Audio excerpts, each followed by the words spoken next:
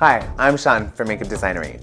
Welcome back to our saga of Twilight makeup recreations. Since we had such a positive response on our new moon tutorial, we decided to do an Edward Cullen's makeup from the upcoming movie Eclipse. Let me introduce you to our vampire, Jason. Hi, Jason. Hi, nice to see you, Sean. Nice to see you. First, what we're gonna do is base out Jason's complexion. Don't forget to put a cape on your vampire. That'll keep you from getting any makeup on their wardrobe. Usually when you base match, you wanna look for the undertone and the shade of the skin. But in this particular case, we wanna pale him out. So we're gonna go for a really light, statuesque look.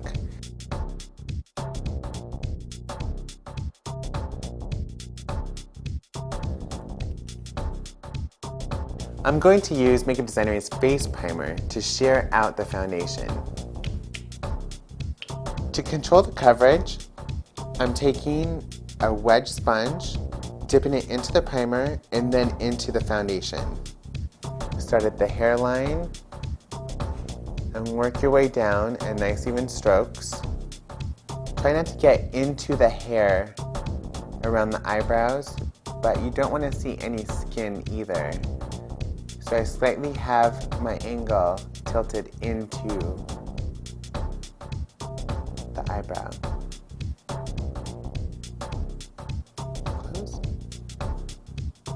Get into the corner of the eye. These wedges are fantastic for smaller areas because you could just use the corner to really get in there. Okay, let's move into the nose.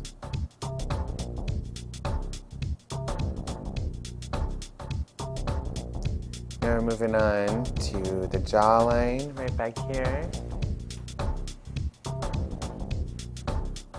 And later we're gonna come back and hit the ears a little bit with makeup.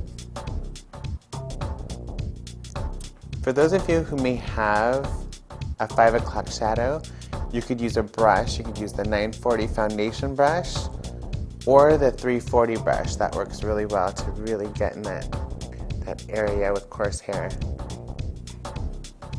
Let's get his ear over here. Okay, before you start the neck application, make sure you put some tissues inside the collar and it'll help protect the wardrobe. This is also a really good technique to use when you're working with talent on screen, on television, because if they laugh or if they're doing a fight scene, a lot of times the blood rushes up to the face, so you'll see discoloration around the neck or the ear area. So it's a good idea to base them out. Alright, now it's time to shape the face a little bit. We're going to go into the temples and into the jawline and cheekbone. Let's go back to the highlight and shadow palette. There are many highlights and shadows that you can choose from. I'm going to stay consistent with Jason's overall look. So I'm choosing a color that has a gray undertone. So use your palette knife, put it onto your palette. Now that we have the shadow on the palette, what you can do is use the 940 foundation brush to create your contour and your shadows, or you could use the sponge method. The sponge, it's really great if you rip it in half. It gives you a little bit of texture that you could blend away. Okay, so just tap it into the product. You could test it on the back of your hand. It's always easier to test on your hand before you actually apply it onto the face. Just use a little stippling technique. You could always build your color later. You just want to see where the placement is right now. The contour of his cheekbones. We're going to angle it down to kind of give him a sinister look. Starting around, you don't want to go too high up, so just below the top of his ear.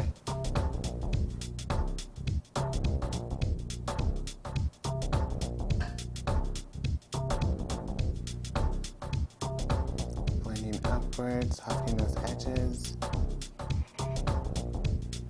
The darkest point should be towards the back.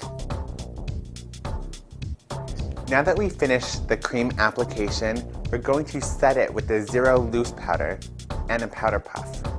Sprinkle the powder onto the puff and load your puff. Go in a back and forth motion. Make sure that you really work that powder inside.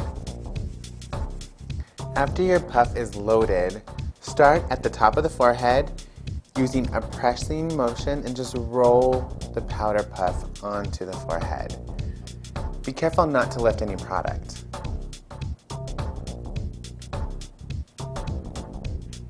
This is also going to maintain the porcelain look that you're going for. Vampires don't sweat, nor do their oil glands work, so you want to make sure they're completely matte. If you need to release any powder, just tap it on the back of your hand, and it allows you to get in tight corners, and you can go ahead and tap in that powder around the eye. I'm not using a lot of pressure. You don't need a lot of pressure around the eye area. Hold the eyebrow taut and work it right into the corner.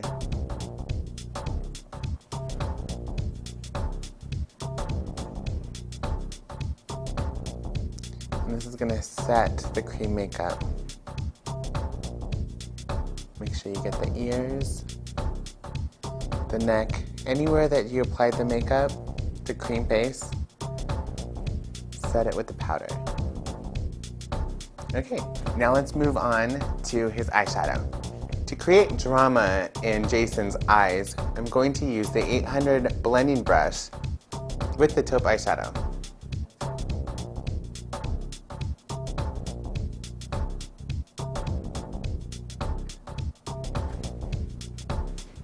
Okay, and repeat on the other eye. Darkest point, remember, is in the center or the inner corner of the eye. For Jason's drop shadow, I'm going to use the 810 brush with the taupe eyeshadow. Starting off at the outer corner. Okay, what you want to do is your widest point should be at the outer corner and taper in towards the center and blend downward towards the cheekbone.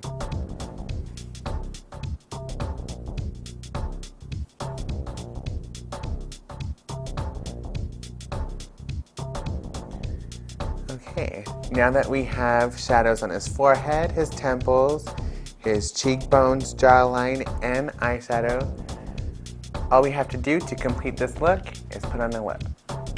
To create a stain-like look, I'm using the eggplant lipstick with the palette knife. I'm taking the 310 lip brush and loading both sides. Start at the outer corner. And we may have to blot this down just a little bit. Flip the brush over, and again start at the outer corner. Okay, I'm just brushing upwards. I'm gonna go in and touch it up a little bit with the sponge right here. Got a little low.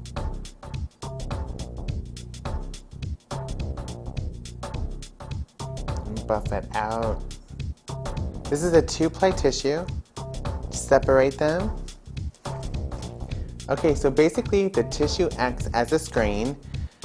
This is gonna use the powder puff to dull the lipstick and to set it.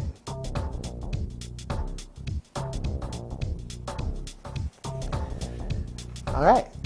Now that Jason has the full Edward Cullen makeup, we're gonna get him into hair and wardrobe.